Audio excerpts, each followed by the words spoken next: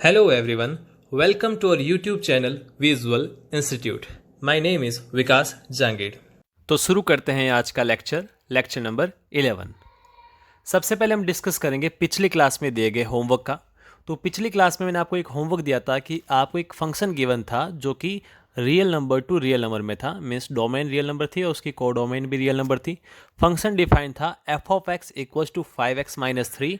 आपको ये बताना था कि ये f जो है वो इन्वर्टिबल है, यानी कि 1 1 और ऑन टू है, और साथ ही इसका इन्वर्स भी हमें निकालना था। ओके स्टूडेंट्स, आई होप आपने क्वेश्चन किया होगा। जिन स्टूडेंट्स से क्वेश्चन नहीं हुआ उनके लिए हम यहाँ पर इसको सॉल्व करते हैं। तो सबसे पहले हम क्या करेंगे, हम ये प्रूफ करेंगे कि ये फंक्शन जो है वो 1 1 फंक्शन है। तो 1 1 फंक्शन प्रूफ करने के लिए हम क्या मानेंगे, हमने मान लिया let F of x1 equals to F of x2। तो एफ ऑफ x दे रखा है 5x माइनस 3, तो एफ ऑफ x1 कितना होगा, वो होगा 5x1 माइनस 3। ऐसे ही एफ ऑफ x2 क्या होगा, 5x2 माइनस 3। माइनस 3 से माइनस 3 कैंसलेशन नियम से कैंसिल आउट हो जाएगा, तो हमें मिलेगा 5x1 इक्वल्स टू 5x2। 5 से 5 कैंसिल हुआ तो हमें क्या मिला, x1 इक्वल्स टू x2। तो अगर हम f of x1 equals to F of x2 मानते हैं और हमें रिजल्ट मिलता है x1 इक्वल्स टू x2, तो फंक्शन क्या होता है, 1 1 फंक्शन। तो हमने ये प्रूफ कर लिया कि f जो है वो 1 1 है, एक ही फलन है। अब बात करते हैं ऑन टू फंक्शन की। तो अब ऑन टू फंक्शन के लिए हमने क्या माना, y equals to F of x. ये आपको पिछली क्लास के अंदर मैं समझा चुका हूँ। तो एफ ऑफ एक्स की वैल्यू क्या दे रखी है, 5x माइनस 3, तो मैंने लिख दिया यहाँ पे 5x माइनस 3। तो हम क्या करेंगे अब कि ये जो y जो x की टर्म्स में दे रखा है, तो अब मैं इसको कन्वर्ट करूँगा x को y की टर्म्स के अंदर। तो माइनस 3 का ट्रांसफ़र किया तो मुझे मिला 5x equals to y plus 3। तो यहाँ से मुझे x की वैल्यू मिल गई y प्लस 3 डिवाइडेड बाई 5। तो अब आपको वही चीज़ बतानी जो पिछली क्लास में मैंने कहा था कि ऐसी कौन सी y की वैल्यू है जो मैं यहाँ पर नहीं रख सकता हूँ। तो आपका आंसर क्या रहेगा, ऐसी कोई भी वैल्यू नहीं, मीन्स सारी की सारी वैल्यू आप रख सकते हैं। आपको पिछली क्लास के अंदर बताया था, वापस उसको रिपीट कर लेता हूँ कि दो टाइप की वैल्यूज हम पढ़ रहे हैं यहाँ पर, कि अगर मैं यहाँ लिख दूँ 1/y माइनस 1, तो यहाँ पे मैं y जो है वो 1 नहीं रख सकता। क्यों नहीं रख सकता, क्योंकि डिवाइड में 1 माइनस 1 जीरो हो जाएगा। तो जीरो आएगा तो डिवाइड में जीरो, तो हमें मिलेगा इन्फिनिटी या नॉट डिफाइंड आंसर। और ऐसे ही अगर अंडर रूट में मैं कह देता कि y माइनस 1 है, तो यहाँ पे मैं y की वैल्यू 1 से छोटी नहीं रख सकता, क्योंकि अगर 1 से छोटी वैल्यू रखूँगा तो अंडर रूट के अंदर मुझे क्या मिला, नेगेटिव नंबर मिलेगा। तो नेगेटिव नंबर मिलेगा तो वो भी डिफाइन नहीं है, क्योंकि वो इमेजनरी नंबर हो जाएगा। लेकिन हम यहाँ तो बात रियल नंबर्स की कर रहे हैं, है ना। तो ये दो चीज़ें हैं। यहाँ पे ऐसी कोई भी कंडीशन नहीं लग रही, मतलब आपको y हर एक रियल नंबर मिलेगा। x आप कोई भी रियल नंबर रखो, आपको y हर एक रियल नंबर मिलेगा, या फिर y कोई भी रियल नंबर लो, आपको x हर एक रियल नंबर मिलेगा। इसका मीनिंग क्या हुआ कि जो कोड डोमेन है उसके हर एक एलिमेंट यहाँ पे सेटिस्फाई हो रहा है, मीन्स कोड डोमेन का हर एक एलिमेंट का कोई ना कोई रिलेशन है। इसलिए f जो है वो क्या होगा, f होगा onto. So f is onto. तो अब ये 1 1 है, ऑन टू है, तो इसे हम क्या कहेंगे, इन्वर्टिबल, यानी कि इसका इन्वर्स निकल सकता है। तो अब हम इसका इन्वर्स भी निकाल लेते हैं। इन्वर्स निकालने के लिए कल वाली थ्योरी में आपको आज वापस रिवाइज करवा लेता हूँ कि अगर मैंने एक सेट लिया जिसके अंदर एक एलिमेंट है x, एक सेट लिया जिसके अंदर एक एलिमेंट है y, इनके बीच अगर मैंने एक फंक्शन डिफाइन किया f, ऐसे डिफाइन किया कि x रिलेटेड है y से, तो मैं कह सकता हूँ कि y इक्वल्स टू क्या होगा, f ऑफ x, है ना। फंक्शन f है, इनपुट x है, आउटपुट y मिल रहा है, तो f of x equals to क्या होगा, y। अगर मैं इसको इन्वर्स कर लेता हूँ, सेट को इंटरचेंज कर लेता हूँ, यहाँ पर y आ जाए, यहाँ पर x, तो ऐसे फंक्शन को हम क्या कहेंगे, इन्वर्स फंक्शन, f इन्वर्स। तो इस बार हमारा इनपुट क्या रहेगा, y, फंक्शन होगा f इन्वर्स, इनपुट है y और आउटपुट मेरा क्या हो गया, x। तो y equals to F of x को अगर मैं इन्वर्स में कन्वर्ट करूँ तो मुझे क्या मिलेगा, x equals to f inverse of y। तो अब हम इन्वर्स फंक्शन निकालते हैं। तो हमें क्वेश्चन के अंदर दे रखा है f of x equals to 5x minus 3, ठीक है। अब एफ ऑफ एक्स को मैं कह सकता हूँ y, तो y इक्वल्स टू मिल गया 5x माइनस 3। तो यहाँ से मैंने x की वैल्यूज़ को y के टर्म्स में कन्वर्ट किया, तो वही पिछले आर्टिकल में हमने किया, वही मैं डायरेक्ट यहाँ पे लिख रहा हूँ। x मुझे मिल जाएगा y + 3/5। अब इस x को मैं f इनवर्स ऑफ y भी कह सकता हूँ, तो f inverse of y equals to हो गया y + 3/5। तो ये हमें हमारा इनवर्स फंक्शन यहाँ पे मिल गया। आप इसको f inverse of x equals to x + 3/5 भी कह सकते हैं। तो ये रहा हमारा होमवर्क का सॉल्यूशन। तो बढ़ते हैं आज के लेक्चर पर। तो आज हम पढ़ने जा रहे हैं हमारा सबसे इम्पोर्टेंट पॉइंट इस चैप्टर का, जो कि है बाइनरी ऑपरेशंस, यानी कि द्विआधारी संक्रियाएं। तो ये हम आज पूरा डिस्कस करने वाले हैं। तो सबसे पहली बात कि बाइनरी ऑपरेशन होता क्या है। तो नाम से हम एक लिंक निकाल सकते हैं। बाइनरी मतलब कि दो, बाई को टू बोलते हैं साइंटिफिक लैंग्वेज में, और ऑपरेशन मीन्स कोई भी संक्रियाएं। जैसे कि हम मैथमेटिकल ऑपरेशंस की बात करें तो एडिशन हुआ, जोड़ना, सब्ट्रैक्शन घटाना, मल्टीप्लिकेशन गुणा कराना, डिवाइडेशन भाग देना, ये चार तो आपने बचपन से पढ़ते आए हो। अब इस चार के अलावा भी कुछ मैथ्स की लाइफ है जो आपने आज तक पढ़ी नहीं है। थोड़ा बहुत अब हम डिस्कस करेंगे 12th क्लास में, बाकी मेजोरिटी जो पार्ट है इसका वो ग्रेजुएशन लेवल के अंदर इसका दे रखा है। आपको सिर्फ हल्का सा ही ध्यान रखना है कि बाइनरी ऑपरेशन होता क्या है, इसके टाइप्स क्या होते हैं, आइडेंटिटी एलिमेंट कैसे निकालते हैं, इनवर्स एलिमेंट कैसे निकालते हैं, बस इतना सा ही आपको 12th क्लास के अंदर ध्यान रखना है, और वहीं से बोर्ड एग्जाम में एक क्वेश्चन आएगा। ठीक है, तो डेफिनेशन इसकी चेक करते हैं अपन। तो binary operations on a set are calculations that combine two elements of the set called operands to produce another element of the same set. ठीक है, अब मैं क्या करता हूँ कि ये डेफिनेशन तो आप खुद रीड आउट कर सकते हैं आराम से, मैं आपको समझा लेता हूँ कि बाइनरी ऑपरेशन होता क्या है। तो हमने क्या किया कि एक सेट लिया ए क्रॉस ए बनाया, उससे ए क्रॉस ए क्या होता है बता चुका हूँ पहले, कार्टेशियन प्रोडक्ट। ठीक है, तो बाइनरी ऑपरेशन क्या होगा, एक फंक्शन होगा जो कि ए क्रॉस ए से ए में डिफाइन है। अब मीनिंग क्या है इसका वो समझते हैं अपन। बाइनरी ऑपरेशन को स्टार से शो करते हैं, ये आपको चीज़ ध्यान रखनी है, ऐसे याद रह जाएगी आपको जब आप क्वेश्चंस करोगे। होगा क्या, ठीक है, मैंने एक एलिमेंट लिया ए और एक एलिमेंट लिया बी, इनके बीच मैंने कराई बाइनरी ऑपरेशन।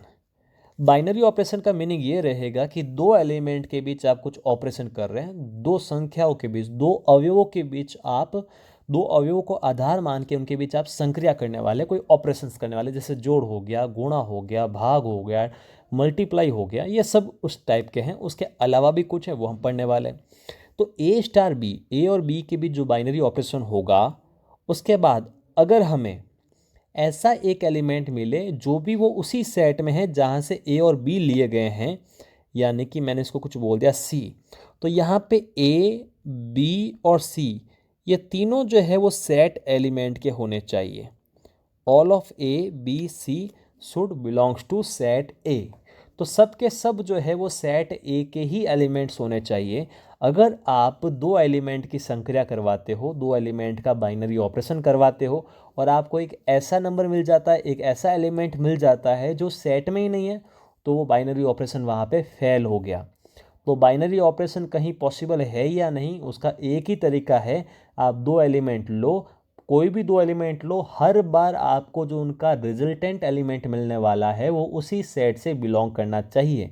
अगर एक भी एलिमेंट ऐसा मिल जाता है, एक भी केस ऐसा मिल जाता है जहाँ पर वो उस सेट से बिलोंग नहीं करता है, तो वहाँ पे बाइनरी ऑपरेशन फेल हो जाएगा। आई होप आपको चीज़ क्लियर होगी, वरना एग्जाम्पल से तो 100% आपको बाइनरी ऑपरेशन क्लियर हो जाएगा। ओके स्टूडेंट्स, अब पढ़ते हैं बाइनरी ऑपरेशन के टाइप्स क्या क्या होते हैं। तो दो टाइप के बाइनरी ऑपरेशन हम पढ़ने वाले हैं 12th क्लास के अंदर। वो है एक तो कॉम्यूटेटिव ऑपरेशन और एक है हमारा एसोसिएटिव ऑपरेशन। कॉम्यूटेटिव ऑपरेशन क्या होगा कि अगर किसी बाइनरी ऑपरेशन, किसी सेट पर हमने जो बाइनरी ऑपरेशन डिफाइन कर रखा है, उसके लिए अगर ए स्टार बी और बी स्टार ए इक्वल आ जाए, यानी कि क्रम विनिमय वाला रूल जो है, कॉम्यूटेटिव जो रूल है, वो अगर वहाँ पे सेटिस्फाई हो जाए तो उसे हम क्या कहेंगे, कॉम्यूटेटिव ऑपरेशन कहेंगे। क्रम विनिमय संक्रिया वहाँ पर उसे हम कहेंगे।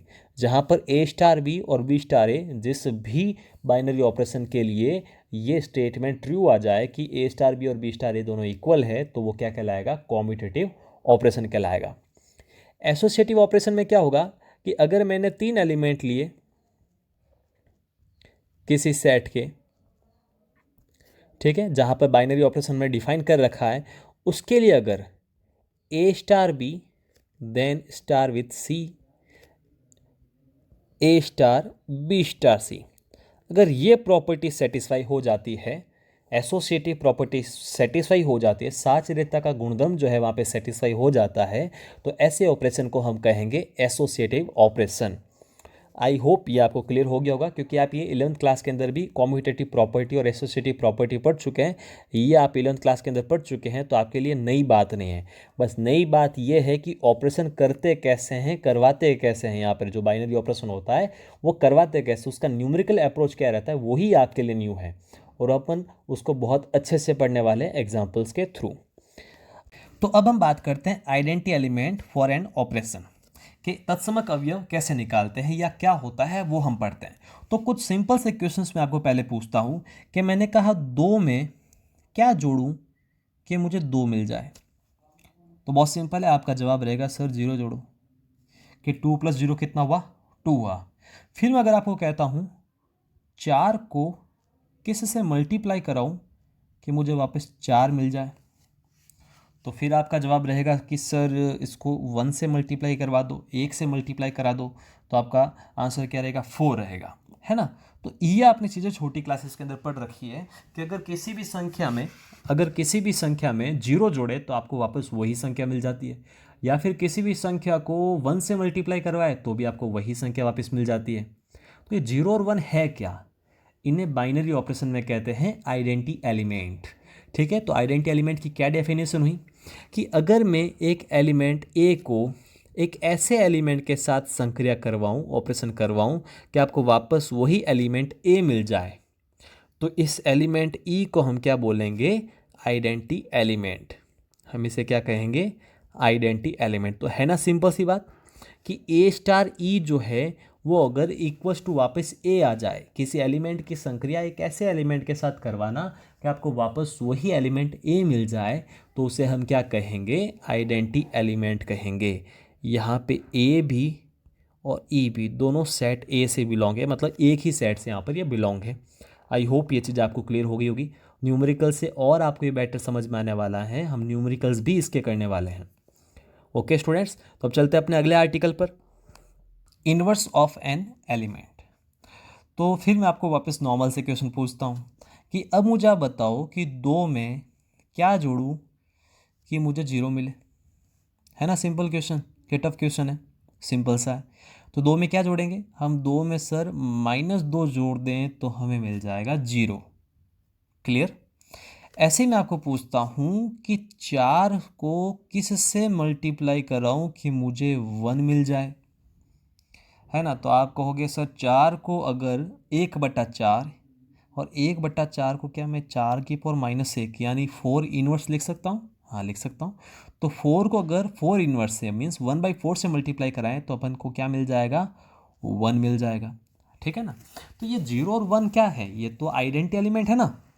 तो इन्वर्स ऑफ एन एलिमेंट क्या होता है कि अगर एक एलिमेंट को आप ऐसे एलिमेंट के साथ संक्रिया करवाए कि आपको उस ऑपरेशन के लिए आइडेंटिटी एलिमेंट मिल जाए, है ना।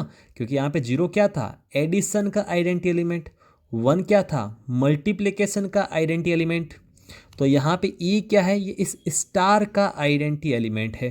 तो अगर किसी एलिमेंट ए का ऑपरेशन आप बी के साथ कराते हो और आपको उस ऑपरेशन का आइडेंटिटी एलिमेंट मिल जाता है, तो उस एलिमेंट बी को बोलते हैं inverse of an element, inverse of an element. तो आई होप ये आपको चीज़ अब क्लियर हो गई होगी। एक और इम्पोर्टेंट बात यहाँ पर मैं आपसे क्लियर कर लेता हूँ कि आइडेंटिटी एलिमेंट जो होता है किसी भी ऑपरेशन के लिए वो ओनली एक ही होता है ना, 1 ही होता है। मतलब ऐसा नहीं कि एडिशन के लिए तो 0 हो गया, एक और कुछ और आएगा, नहीं। हर एक ऑपरेशन के लिए आइडेंटिटी एलिमेंट ओनली सिंगुलर होता है, सिर्फ एक ही होता है। वहाँ पे 0 होगा, 1 होगा या कुछ और होगा। इन्वर्स ऑफ एन एलिमेंट हो सकता है कि हर एक के लिए अलग अलग वहाँ पर आए। ठीक है। आइडेंटिटी एलिमेंट अपन जो 12th क्लास के अंदर पढ़ रहे हैं और एक लिमिटेड स्टडी के अकॉर्डिंग आपको बता रहा हूँ कि आइडेंटिटी एलिमेंट हमेशा क्या आएगा, 1 ही आएगा, सिंगुलर ही आएगा वहाँ पे, है ना। कोई 2 टाइप के आइडेंटिटी एलिमेंट वहाँ पे नहीं आ जाएगा, सिर्फ 1 फॉर्म में ही रहेगा वो। 0 हो सकता है, 1 हो सकता है, कुछ और आ सकता है, लेकिन एक बार ही आएगा वो। ठीक है। तो आई होप आपको आज का लेक्चर क्लियर हुआ होगा। तो बात करते हैं आज के होमवर्क की। तो आज के होमवर्क में मैं आपको 2 क्वेश्चन दे रहा हूँ। 2 बाइनरी ऑपरेशंस आपको गिवन है। आपको ये बताना है कि इनमें से कौन कौन से बाइनरी ऑपरेशन एसोसिएटिव है और कौन कौन से बाइनरी ऑपरेशन कॉम्यूटेटिव है। ये आपका होमवर्क रहेगा। मिलेंगे अपन अगली क्लास में और न्यूमेरिकल्स के साथ। Thank you for watching this video. अगर आपको ये वीडियो पसंद आया है तो इस वीडियो को आप लाइक कीजिए और अपने दोस्तों के बीच इस वीडियो को शेयर कीजिए। हमारे चैनल विजुअल इंस्टीट्यूट से जुड़े रहने के लिए हमारे इस यूट्यूब चैनल को सब्सक्राइब कीजिए।